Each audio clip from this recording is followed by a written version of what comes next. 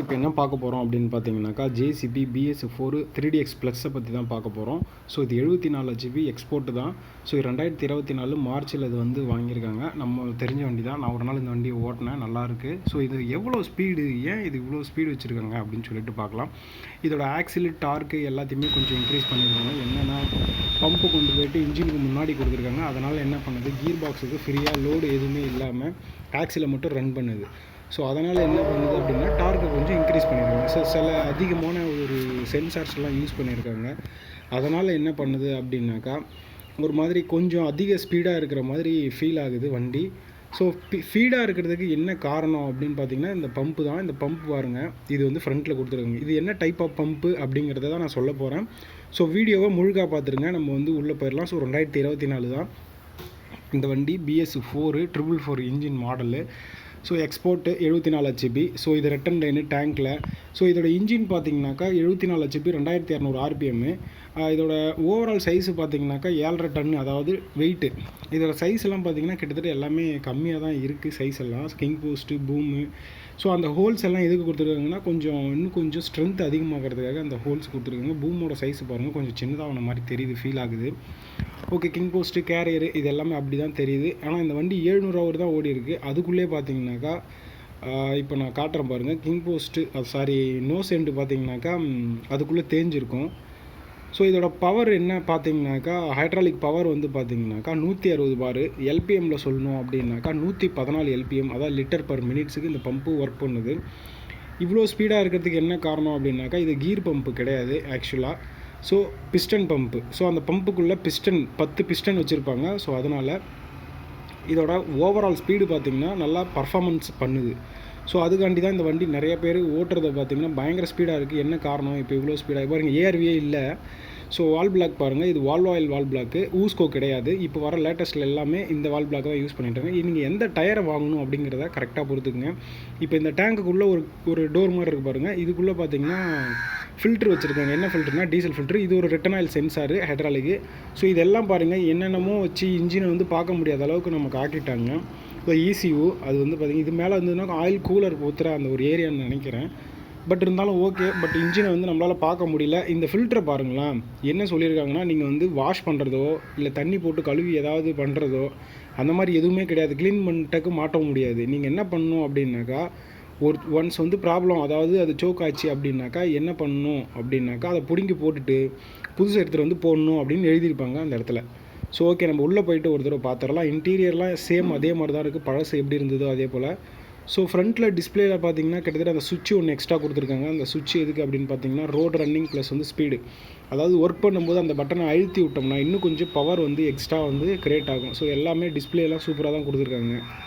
But பெருசாக ஒன்றும் ஒரு இம்ப்ரூவ்மெண்ட்னா அந்தளவுக்கு. இந்த பீப் சவுண்டு ஏன் வருது அப்படின்னாக்கா, இந்த பீப் சவுண்டு வந்து பார்த்திங்கனாக்கா அந்த டீசல் வந்து ஒரு குட்டி பம்பு, அதாவது அந்த பம்பு வந்து டீசலை ஃபஸ்ட்டு அனுப்புது. எங்கே அனுப்புது அப்படின்னா மெயின் பம்புக்கு அனுப்புது. ஸோ அந்த மெயின் பம்புக்கு அனுப்பிச்சல அப்போது ஒரு 35-40 செகண்ட் வந்து டைம் எடுத்துக்குது. ஸோ பம்பு வந்து பம்ப் பண்ணி டீசல் வந்து அந்த இடத்துல ப்ரொடியூஸ் பண்ணுங்க. ஸோ இது ஆட்டோ, அது வந்து SOS SMS, இது வந்து speed, power mode, economical mode. Stop வந்து பார்த்திங்கனாக்கா ஆட்டோமேட்டிக்காக நம்ம கீழே இறங்கி வந்துட்டாலோ இன்ஜின் வந்து ஸ்டாப் ஆகிடும், அந்த சிஸ்டம் சென்சாரு. ஸோ அந்த இடத்துல கீர் இண்டிகேட்டர்லாம் காட்டவே இல்லை. இந்த ஸ்மூத்தாக தான் இருக்குது லிவரு, ஒன்றும் பிரச்சனை இல்லை. நான் ஓட்டியும் பார்த்தேன், ஆப்ரேட் பண்ணியும் பார்த்தேன். ஆனால் ஒரு மாதிரி லோடுலாம் பெருசாக ஒன்றும் தள்ள கிடையாது. ஆனால் 400 டார்க் வச்சுருக்காங்க.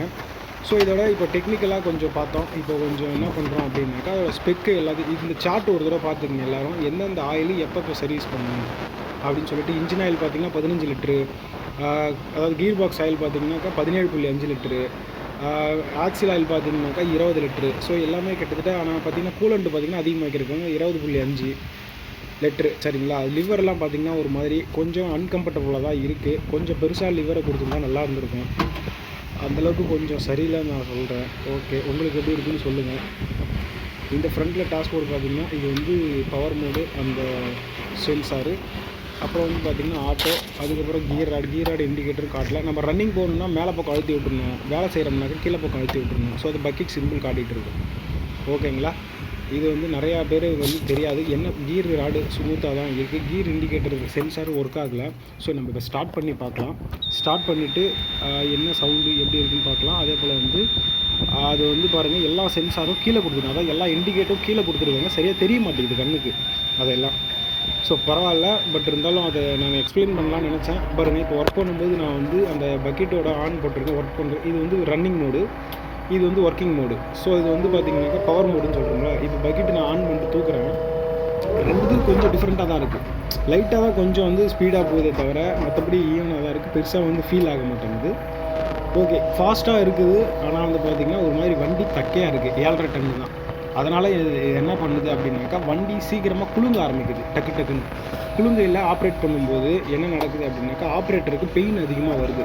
பெயின் அதிகமாக வர்றதுனால ப்ராப்ளம், கழுத்து, பேக் பெயின் இதெல்லாம் வந்துடுது. ஸோ இங்கே பாருங்கள், இந்த சுவிட்சு போட்டு உங்களுக்கு யூஸ் பண்ணி காட்டுறேன் நான். ஆக்சுவலாக பாருங்கள், இது தூக்குறது பாருங்கள், ஒரு மாதிரி ரெண்டுத்துக்கும் ஈவனாக தான் தூக்குது. ஐடியிலையும் சரி ஆர்பிஎம் கொடுத்தாலும் ஒரு மாதிரி கொஞ்சம் டிஃப்ரெண்ட் இருக்குது, அவ்வளோதான், வேறு ஒன்றும் கிடையாது. பேக் பக்கெட்டுக்கு நல்லாவே டிஃப்ரெண்ட் வருது. நான் அதை வச்சு ஓட்டி பார்த்தேன், எக்கனாமிக்கல் மோடு, பவர் மோடு ரெண்டுத்தையும், ஒன்றும் பிரச்சனை இல்லை. இந்த ஆட்டோவிலையும் வச்சு பார்த்துட்டேன், கொஞ்சம் நேரம் அந்த ஆட்டோ நம்ம இறங்கி போனால் தான் ஒர்க் ஆகுதுன்னு என்று சொல்கிறாங்க. நான் அதை வந்து கொஞ்சம் ஒர்க் பண்ணி பார்த்தேன், பட் இருந்தாலும் அது எனக்கு சரியாக ஆகலை, ப்ராப்ளம் என்னன்னு தெரியல. ஓகே பரவாயில்ல, இந்த வண்டியை நம்ம ஓட்டுவோம், ஓட்டிட்டு எப்படி இருக்குன்னு இன்னும் கொஞ்சம் பார்த்து பெட்டராக சொல்லலாம். ஸோ ரிப்பேஸு ஃப்ரண்ட்டு எல்லாமே சூப்பராக தான் இருக்குது. அதோட சவுண்டு பார்த்திங்கன்னா மைனூட்டாக இருக்குது, கிட்டத்தட்ட நம்ம பழைய ஜேசிபி இருக்குது இன்ஜின் சவுண்டுலாம் கிடையாது, மைனூட்டான சவுண்டு தான். ஸோ ஸ்டேரிங் பார்க்கல நல்லா தான் இருக்குது, ஒன்றும் பிரச்சனை இல்லை. விசிபிலிட்டி சூப்பராக இருக்குது, வழக்கம் போல். லோடு எடுக்கும்போது ஃப்ரண்ட் பக்கெட்டில் பார்த்தீங்கன்னாக்கா லோடு வந்து ஃபுல்லாக பிடிக்கும்போது என்ன பண்ணுறது, 1500 ஆர்பிஎம்மில் ஃபுல்லாக பிடிக்க முடியல.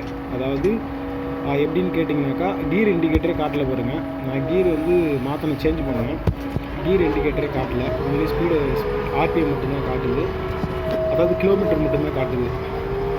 ஓகேங்களா, அதாவது லோடு எடுக்கும்போது நான் 1500 ஆர்பிஎம்மில் எடுக்கிறேன் அப்படின்னாக்கா 1500 ஆர்பிஎம்மில் இது பர்ஃபார்ம் பண்ண மாட்டேங்குது, எடுக்க மாட்டேங்குது. அதாவது இன்னும் அதிகப்படியான ஆர்பிஎம் இன்க்ரீஸ் பண்ணால் தான் இது வந்து லோடு எடுக்குது. ஸோ ஆக்சுவலாக அதை வந்து நான் நோட் பண்ணேன். ஸோ இந்த மாதிரி தகவல்லாம் பிடிச்சிருந்தா கண்டிப்பாக லைக் பண்ணுங்கள்.